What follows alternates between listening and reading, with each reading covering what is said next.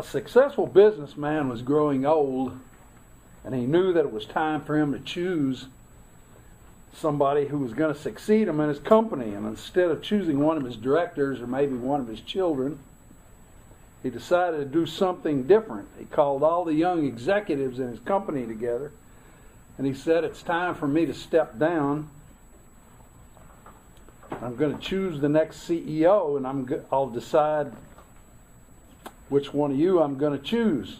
The young executives were all shocked, and they looked around and wondered who would be the next CEO. And he said, "I'm going to give each of you a seed today, one very special seed, and I want you to plant the seed, water it, take care of it. And a year from now, I'll have you bring in what you've grown, and I'll evaluate it and judge it, and I'll choose the next CEO by that." Well, one of those men, his name was Bob, he went home that day, and just like all the other people who had received a seed, he was excited. And he told his wife about it. They picked out a nice pot. They went to the store and they got some dirt, some compost, and they planted the seed. And each day he watered the seed, doing everything he could to take care of it, but it didn't grow.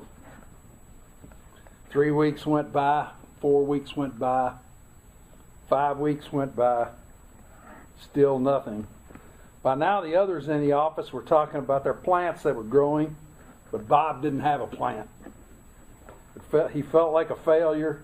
6 months went by. He continued to do all he could to take care of it and water it, but nothing grew in his pot. And he knew he had killed his seed. Everyone else had tall trees and plants, and he had nothing. Bob didn't say anything to any of his colleagues. He just kept watering and fertilizing the seed because he really wanted something to grow there. A year went by, and the CEO told all the young executives to bring their plants into work so he could inspect them. Bob told his wife, "I feel like a fool taking the empty pot." And his wife said, "Well, just, take it and be honest. Tell him what happened." Bob felt sick to his stomach. It was going to be the most embarrassing moment of his life, and he just knew it. But he knew his wife was right, so he took the empty pot and he went into the boardroom. When he got there, he was amazed by all the beautiful plants and trees and flowers that he saw all around him in all sorts of shapes and sizes. And Bob put his empty pot on the floor at the back of the room, and he tried to stand back there behind some other people, hoping he wouldn't be noticed. Other people did notice. They saw the empty pot. Some people laughed. Some people, you could tell, felt sorry for him. He just tried to hide in the back. The CEO came in, he looked around, and he said, "Wow, what great plants and trees and flowers you've all grown." All of a sudden, the CEO spotted Bob in the back with his empty pot, and he asked Bob, "Come up here, come to the front." And Bob was terrified. He thought, the CEO knows I'm a failure, and he might even fire me. But when Bob got to the front, the CEO asked him, he said, "What happened? What happened to the seed?" So Bob recounted and told him the story. And the CEO had everybody sit down except Bob. And he looked at Bob and he announced to all the other young executives, "Behold your next chief CEO, operating officer." Bob couldn't believe it. He couldn't even grow a seed. How could he be the next CEO, the head of an entire corporation? How was this guy the right choice? The CEO went on to tell, "1 year ago I gave everyone in this room a seed. I told you to take the seed, plant it, water it, and bring it back to me today." He said, "But you see, I gave you all boiled seeds. They were dead. It was impossible to grow. All of you except Bob have brought me trees and plants and flowers. When you found the seed wouldn't grow, you substituted it for another one instead of the one I gave you. Bob was the only one with the courage and integrity to bring me the pot with just my seed in it. Therefore, he's the one who will be the next CEO." What would we have done in that situation? Today, I'd like to talk about being a person of integrity. Being a person of integrity. Integrity is a dying trait in our world. and has been for some time. Mankind is always struggling with it, but it seems in our world today that integrity is getting harder and harder to find. It seemed that the trait that used to be critical in all our leaders, and even people in general, has lost its importance. The Barna Research Group that does studies on a bunch of various topics did a survey on parents and asked the parents to list the qualities that they found were, or what they thought were, most important for them to have in order to be effective parents. What was interesting, only 1% of those parents listed having integrity or good character as a significant characteristic for them to be effective parents. 1%. Not only that, almost half of those parents also said that they would teach their children there are no moral absolutes that they can live by. No moral absolutes. No principles that you can take to the bank that you can live by. Based on the research I did for this message, it seems that up until the 1950s, that integrity was important to people. A good family name, moral values, trust on a handshake. But since then, it seems that integrity has been disappearing at an alarming rate. In the 1960s, they talked of that was a huge knowledge explosion in the 60s that has continued all the way up through today. In 2 Timothy 3 and verse 7, we won't turn there. We're probably familiar with this. It talks about things that will happen in the last days. And it says the people will always be learning, but never able to come to the knowledge of the truth. Is that true about our times? People learning, knowledge has exploded, but with it, evil and moral decline has exploded too. What's happened to integrity? Our politicians rarely have it. Wall Street can't seem to find it. There are new standards that are now becoming mainstream. Cut corners, lie to get ahead, step on people if necessary. It's okay if everybody's doing it. Negotiations don't have to be honest. We just get the deal done, make the sale. It's okay to cheat in school because everybody's doing it and it's really a level playing field. Theodore Roosevelt once said, Americanism means the virtues of courage, honor, justice, truth, sincerity, and hardihood. The virtues that made America. The things that will destroy America are prosperity at any price, the love of soft living, and the get-rich-quick theory.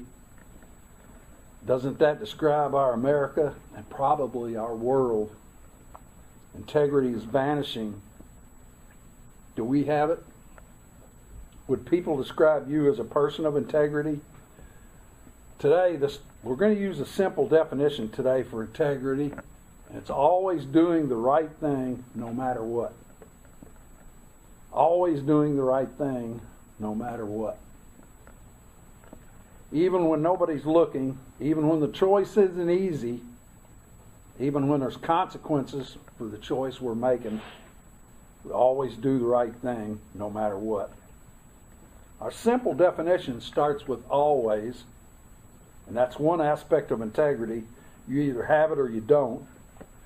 People can either count on you as a person of integrity or they can't. It's not some light switch that we can turn on and off. In an on position, we have integrity. When it's off, we don't. True integrity is something you always have, a way of living. It's the choices that you make in life, and you make those right choices consistently, no matter what. Let's turn to Deuteronomy 30, verse 19. This is a memory scripture for many people. And like a lot of memory scriptures, you can almost sometimes lose some of the real punch because we've read it so many times.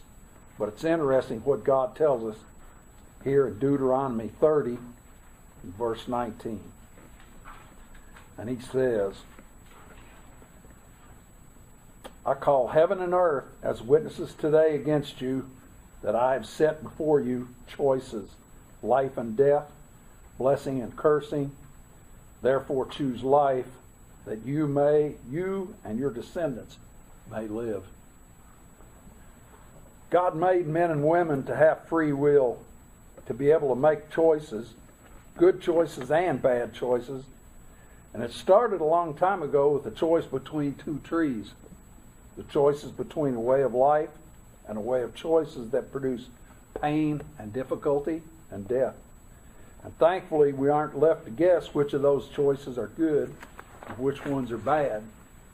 We're blessed to be living with copies in our hands of God's instructions, His life instruction manual for us, informing us of which choices lead to blessings and which choices lead to pain and things that are contrary to God's way, that lead to bad consequences.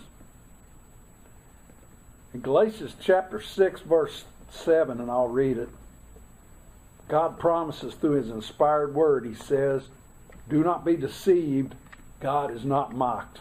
For whatever a man sows, that he will also reap." God is not mocked, and what it says here is true. What a man sows, he will reap. We all have choices that we make. Throughout this message, we're going to look at some of the choices that we will make, we will have the opportunity to make. One of the surest things I've come to believe with all certainty is if we make choices that go against God's principles, there are always consequences. We can't be smarter than God. We can't go against Him. Otherwise, God would be a liar, and God would be mocked. Imagine most people are familiar who Warren Buffett is. This year, he's listed in the Forbes 4th richest person on the planet. He's listed in the Forbes as the 4th richest person on the planet. He has a net worth of $62.9 billion that was self-made. He was once asked the question of what he looks for in people that he hires, and he said he looks for three things: integrity, intelligence, and energy. And if they don't have the first one, the other two don't matter. And didn't this happen to King David, a man that throughout his life had been such a model of integrity? He stood up to Goliath, and after that, when Saul was trying to kill him day to day, he showed honor and respect for the authority of that position. Yet one day he's up on the roof and he spots Bathsheba, and then the series of events that transpired after that, and wham, his integrity took a major bashing. And he would repent and change his life, and I think all of us would regard David as a man of integrity at the end of his life. Satan is constantly trying to smash our integrity, just like he did with David.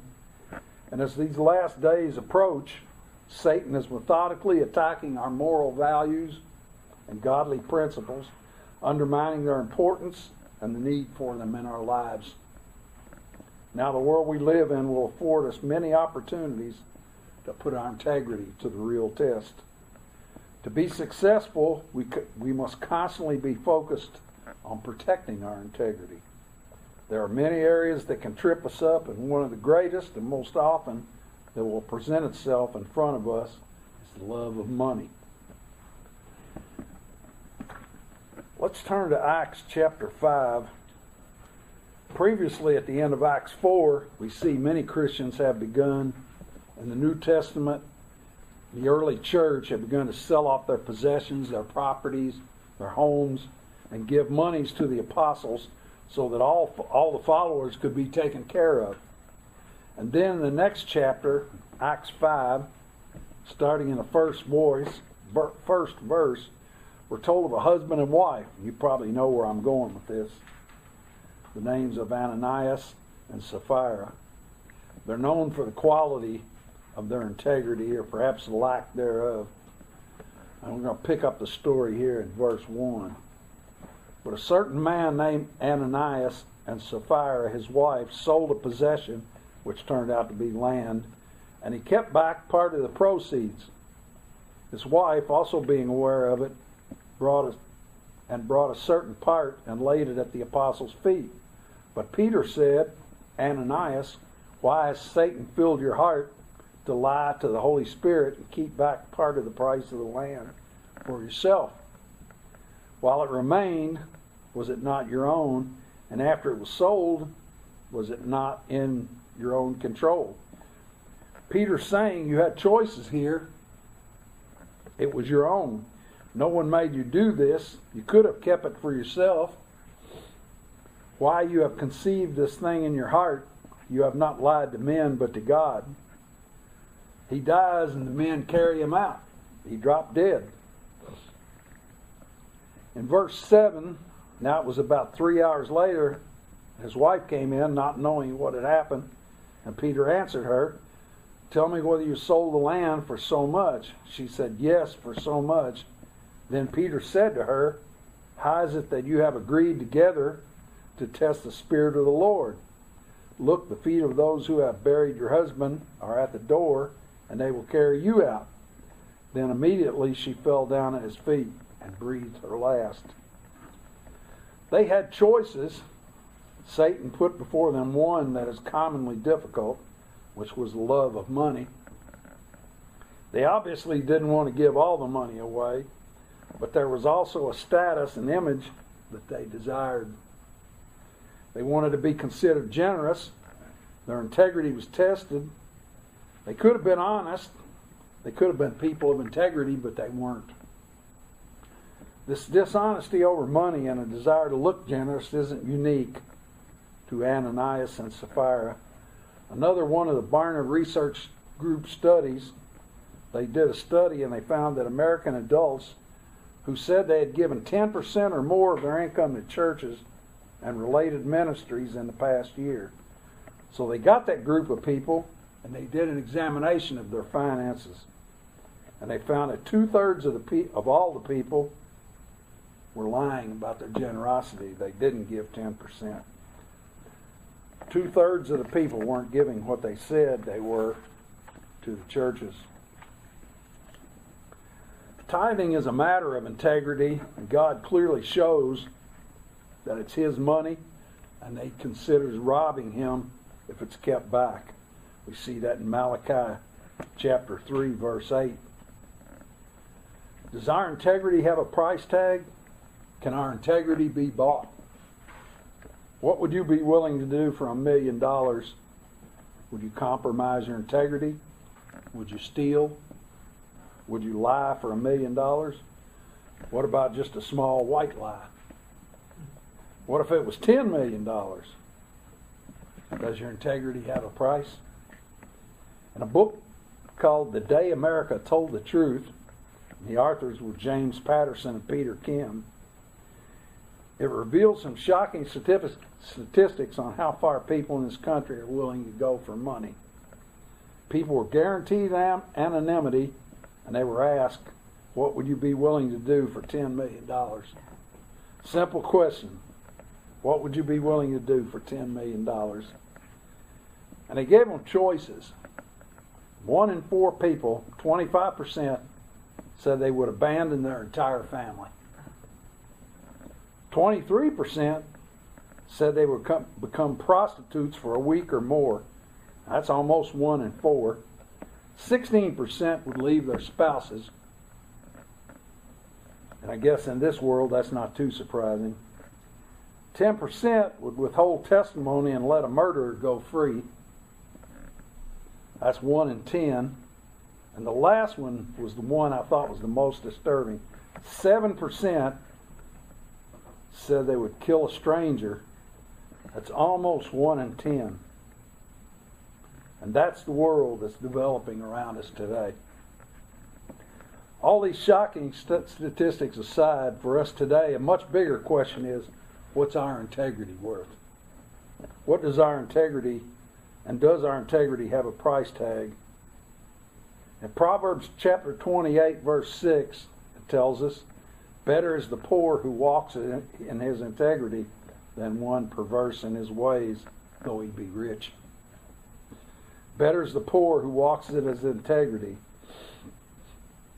What's more important to us, our integrity or getting wealth? God says it's better to be poor. I read an article about a man who's purchasing some food for an office meeting that he was having, and he picked up a dozen donuts. He got to the cashier, and the cashier said, amongst the other things he bought, he said, "How many donuts did you get?" And he said 12, which was accurate. And after paying, he walked outside, and he got to thinking about the amount he paid, and it was too low. Well, he got the receipt out and realized he hadn't been charged the $5.99 for the donuts. And this is where our human nature kicks in, right? He began to rationalize, well, it's not my fault. It's the fault of the cashier. He knew I had the donuts. I told him I had 12. Nobody's going to know the difference. I'm running late for work. I really need to get to work. I don't have time to go back and pay. It's only $5.99. It's not going to bankrupt the store. And then he heard the words in his head, "Would you sell your soul for $5.99? He walked back to the check stand, stood in line, and informed the cashier that he had neglected to charge him for the donuts. And the article ends with, "What's the result of me doing so, or him doing so?" He said, "I paid $5.99 more for the refreshments than I would have otherwise, but I reinforced it within myself that integrity is important to me. The cashier will from now on think of me as a person of integrity. The next time I'm faced with having the choice of being a person of integrity, I will have another reminder of the importance of honesty. And I have a story to illustrate this to my children, and I have a clear conscience." Whether it's a box of $5.99 donuts or a deal at work for $5.99 million, we always have to do the right thing. But that begs the question, what's our integrity worth, and does it have a price? We've probably all found ourselves in similar situations. I used to play Monopoly, and there's a card in there that says a bank error in your favor, collect $200. Do we apply the Monopoly principle? If we get back too much change, $1.50, or is it just a bank error in our favor? What about it? Does the answer change if it's $150 instead of just $1.50? Is there a value that would lead us to do the wrong thing? If so, our integrity does have a price. If you would, turn to Luke 16, verse 10. Let's read some of Christ's own words here, what he says. Luke 16, verse 10.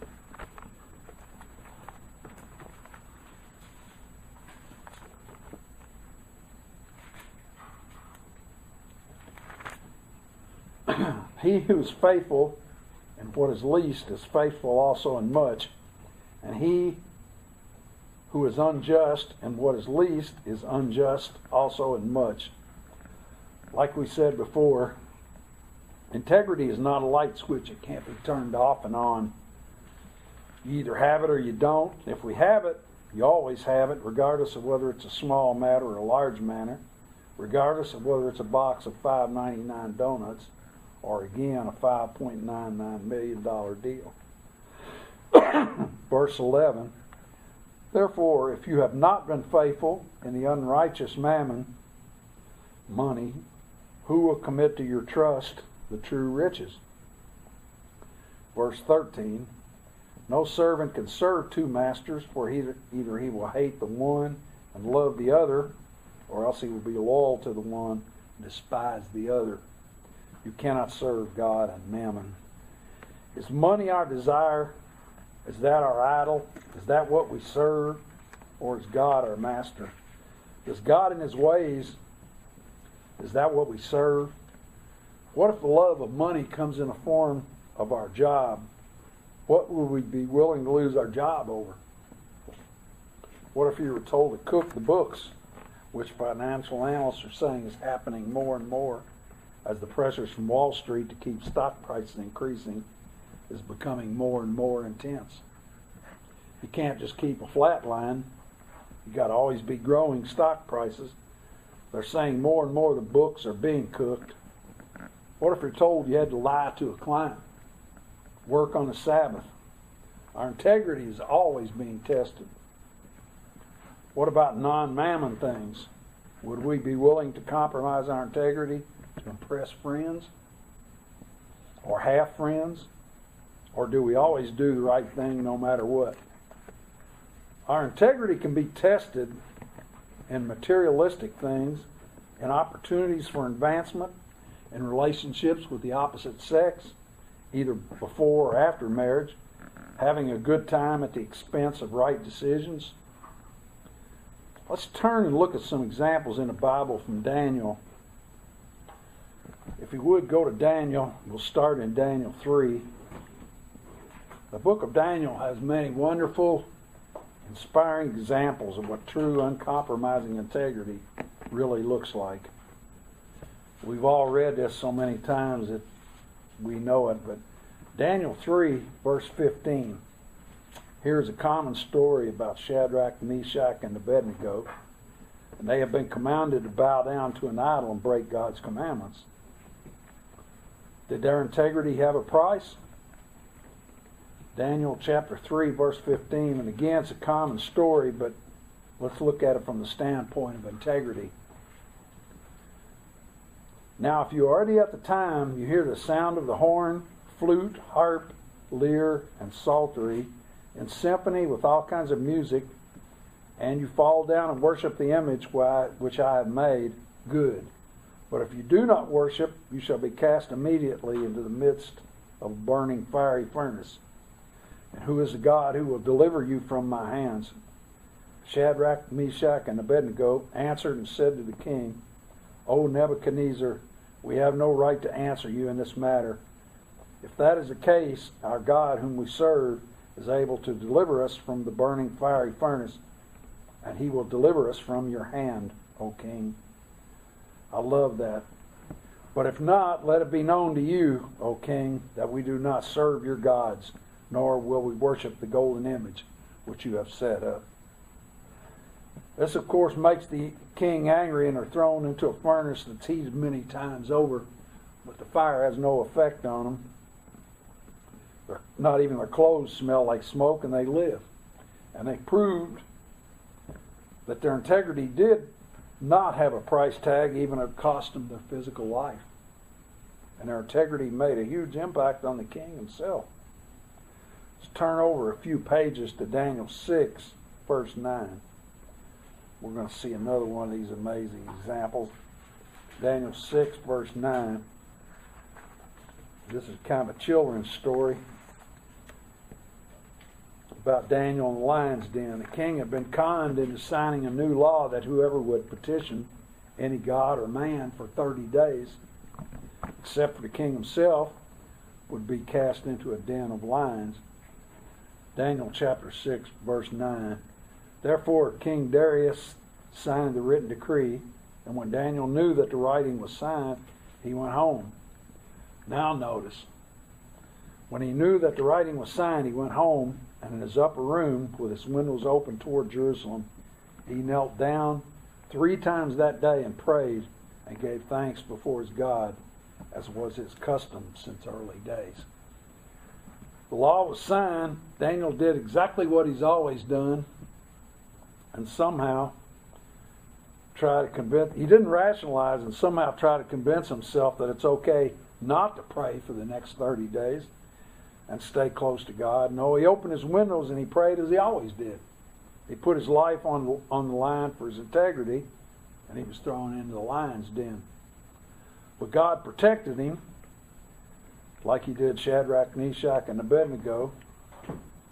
And Daniel, too, are amazing examples of integrity, and their examples impacted those around them, and are still an amazing example for us today. Another major aspect of being a person of integrity is maintaining honesty. Maintaining honesty no matter what. A man's word used to be valued. It could be trusted. 200-page legal documents weren't necessary for every little thing. There weren't teams of lawyers trying to find loopholes to undo deals and go back on an agreement. John Huntsman is another self-made billionaire, and he wrote a book called Winners Never Cheat. The book has a subtitle, Everyday Values We Learned as Children but May Have Forgotten. The book is a quick read. It's a small book. But the book is a call to business people everywhere to return to the principles of integrity in business. He says that the fact that everyone does it, everyone cheats, everyone lies, doesn't make it right. And that you can succeed at the highest level without sacrificing the principles of life that make it really, truly worth living. In the book, he shares a powerful example where he agreed to sell a division of his company in 1984 for $54 million. It was 40% of his company, $54 million. After long and difficult negotiations, they settled on that price and ended the deal with a handshake. He and the other CEO, it took then 6.5 months for the lawyers on the other side to get the papers drawn up and get them back to him. In the meantime, the profits from his company tripled. And the CEO from the other company, realizing this, called him and said, 40% of your company, Huntsman Chemical, today is now worth $250 million, not $54 million. According to my bankers, you and I shook hands at $54 million. I'm willing to split the difference with you. Willing to split the $250 million. I'll pay you $125 million now instead of $54 million. John Huntsman said, no, it wouldn't be fair to you to use the appreciated value, nor should you split the difference. You and I shook hands and made an agreement of $54 million, and that's what I'm going to have the lawyers finish drafting up. This is almost 5 times less now than what that segment of his company was worth. Almost a $200 million difference. And this other CEO was fine paying half. Nothing had been put in writing. They hadn't signed anything. They had nothing on paper. But Huntsman valued his word and his handshake. And in the book he said, your word is your greatest asset. Honesty, your best virtue. Integrity still does exist. It's just becoming more and more rare. Let's go to Psalm 15. It's a short 5-verse psalm that has a great deal to do with our integrity, and it's packed with how we should be living our lives. It starts with asking in Psalm 15, verse 1.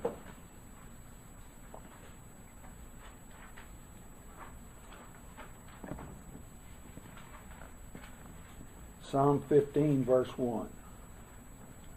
Lord, who may abide in your tabernacle? Who may dwell in your holy hill? Then it goes on to list a number of qualities that we should all strive to have. Qualities that a person of integrity has. But I want to focus on one today in the last part of verse 4. The last part of verse 4, Psalm 15 says, he who swears to his own hurt and does not change.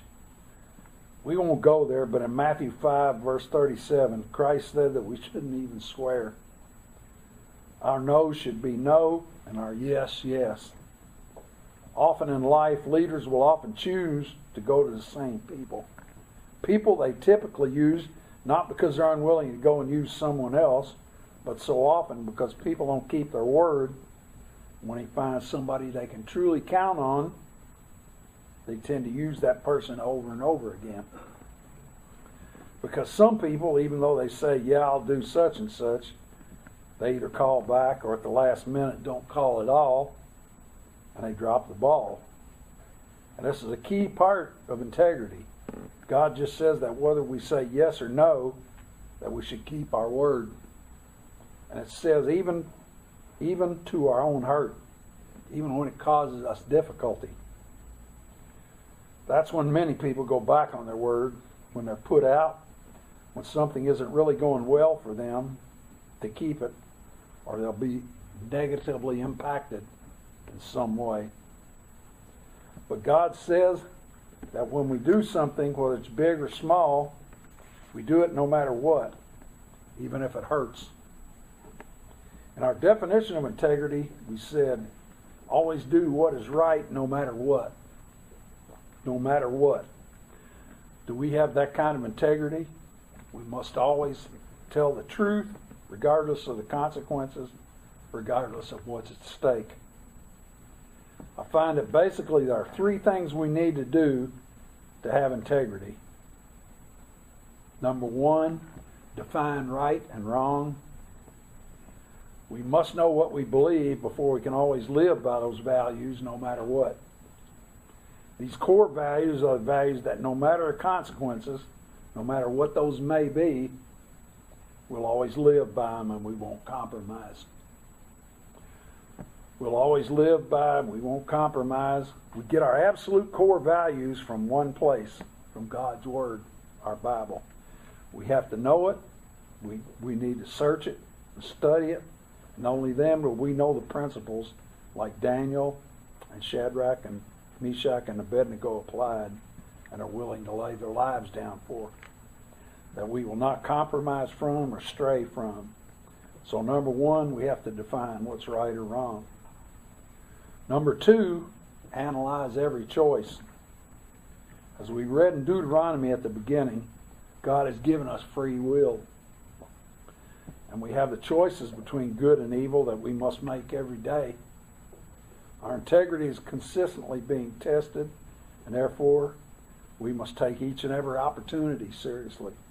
Even when nobody is looking, even when we think it doesn't matter, no one will notice. We all must always do what is right. The Preserving Integrity article gave two helpful questions to ask yourself when you're analyzing a choice. If you're not sure which one's the right way, you know you got this extra $1.50, what should I do? A, if my choice was printed on the front page of a newspaper for everyone to see, would I feel okay about it? If my choice is printed on the front page of a newspaper, would I feel okay about it? And B, if I make this choice, will I feel okay with myself afterwards? Those are two questions when we're analyzing our choices. Proverbs chapter 11, verse 3 tells us, the integrity of the upright will guide them, but the perversity of the unfaithful will destroy them. When we have and use integrity, it will lead us down the right path. It's not convoluted like the world likes to make it seem. There is a right path.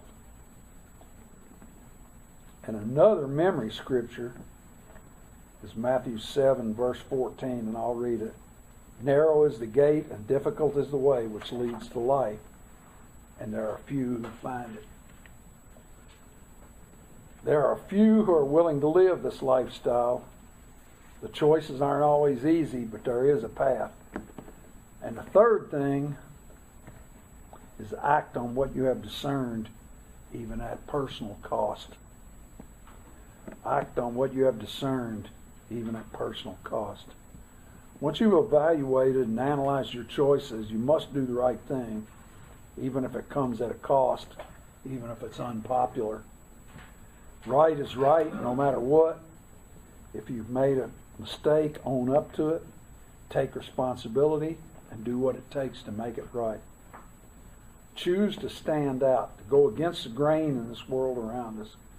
God is not mocked, and we will reap what we sow, and so will our family.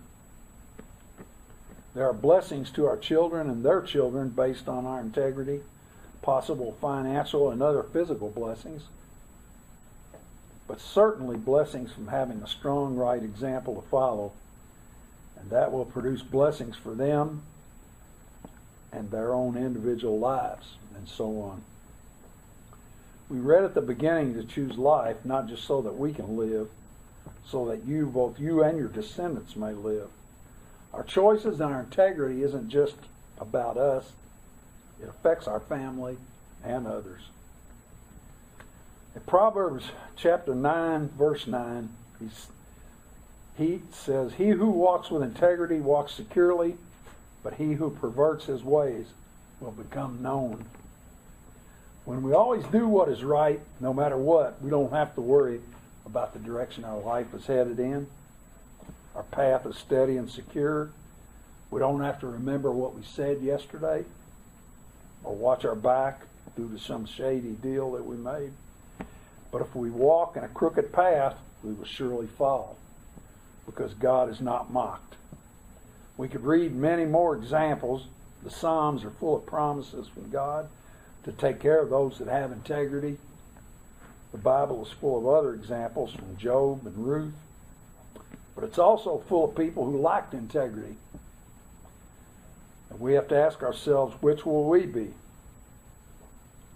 Brethren, integrity is disappearing from our world, but at the return of Christ, which hopefully is in the very near future, there will be some that are people of integrity who always do what is right no matter what, whose integrity cannot be bought, does not have a price, people whose word is true, and will even place a value on integrity above their own life. Let's each be a person of integrity.